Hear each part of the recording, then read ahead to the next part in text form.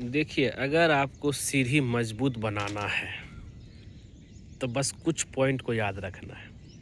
वो ये है कि भाई आपका जहाँ भी सीढ़ी का लोकेशन है उसको तो सबसे पहले आप जो है आरसीसी का बनाइए। और सीढ़ी का लोकेशन ऐसा ना हो कि बहुत लोग क्या करते हैं कि भाई घर बनाना शुरू कर देते हैं, फिर बाद में आता है कि भाई हमको सीढ़ी बनाना, सीढ़ी के लिए जगह नहीं बन रहा। सीढ़ी का जो भी मेजरमेंट होता है ना, लंबाई चौड़ाई विड्थ सब कुछ एकदम कैलकुलेटेड होता है। उसका 1 इंच ना तो आप ज़्यादा कर सकते हैं ना कम कर सकते हैं।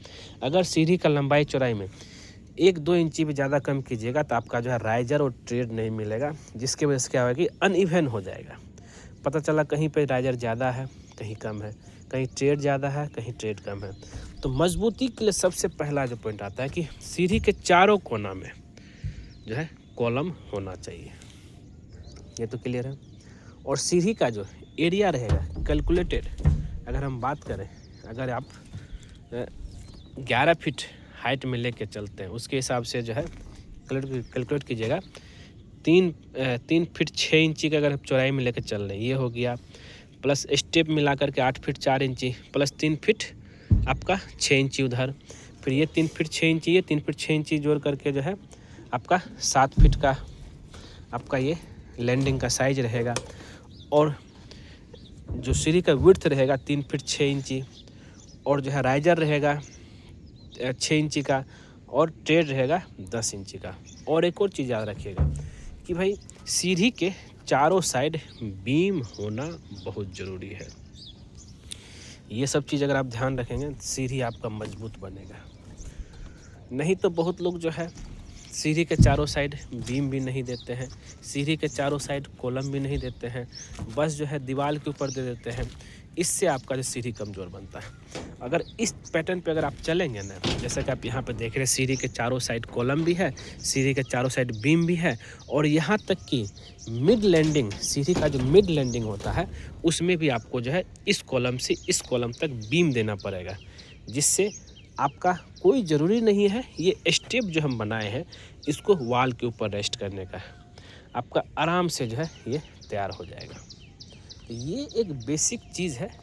जब भी कभी आप अपना घर के लिए सीढ़ी बनाते हैं, सीढ़ी एरिया जब सेलेक्ट करते हैं उस समय जो है, हाँ, और ये बीम का साइज़ देखिए, बीम का साइज़ जो आपका जो छत में जो बीम दे रहे हैं वही रहेगा, जो सरिया एज पर ड्राइंग में है वही रहेगा।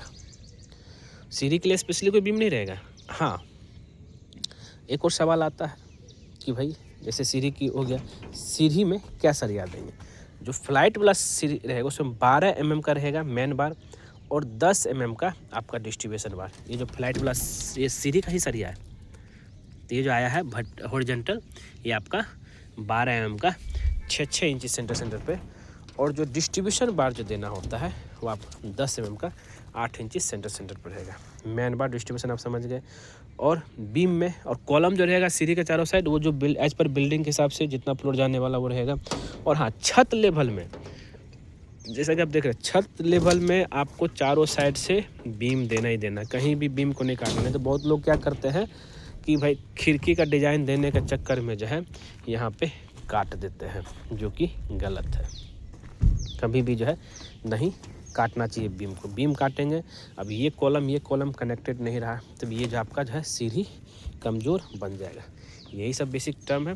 तो सीढ़ी को मजबूत बनाना है, इन सब चीज़ों को ध्यान में लेकर चलिए। और आप जो है किस हिसाब से सीढ़ी बनाए हैं हमें कमेंट करके ज़रूर बताइए। हम यहाँ पे जो है इसको थोड़ा सा जूम अल्ट्रा वाइड करके जो है वीडियो ले रहे हैं कि भाई जिससे कि आपको क्लियर हो जाए कि भाई सीढ़ी जिस समय बनेगा उस समय क्या करना होता है। सारा डिटेल बता दिए हम। मिलते हैं आपसे नेक्स्ट वीडियो में, और ये सीरीज यहीं पे लास्ट हो जाएगा कुछ नए टॉपिक के साथ। आज के लिए बस इतना ही। वीडियो पर देखने के लिए धन्यवाद दोस्तों।